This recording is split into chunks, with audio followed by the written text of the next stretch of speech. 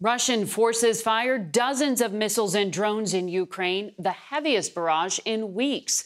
Just as Kyiv says preparations are underway for a major spring counteroffensive.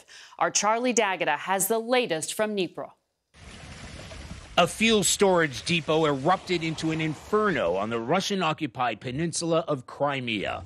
Russia blamed a drone strike. A Ukrainian official would only call it God's punishment for the heaviest bombardment this country has seen in weeks. Almost 24 civilians killed in the central city of Uman, including small children. We found residents digging out after a missile strike outside Dnipro that killed 31-year-old Olga and her 2-year-old daughter, Veronica.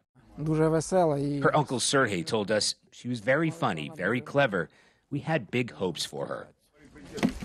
There are no military targets here, and it's nowhere near the front line, where trench warfare rages on, especially in and around the contested city of Bakhmut.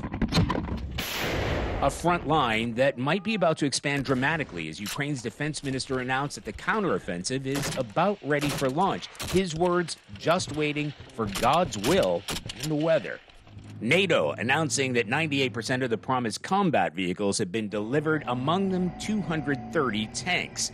But there are serious concerns, part of those leaked intelligence documents, over Ukraine's rapidly dwindling air defense systems, a question we put to senior defense official Alexei Danilov. What can you tell us about that? I can tell you that we are constantly working on this issue, he said. We are in great need of aircraft. We need a new means of anti-air defense if we want to be successful in this war.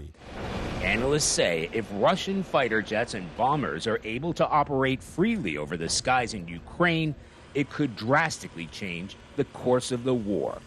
It's impossible to overestimate the importance of air defense systems in safeguarding cities like here in Dnipro and the capital, Kyiv, where defense officials say 11 missiles and 2 drones were intercepted in the latest wave of attacks.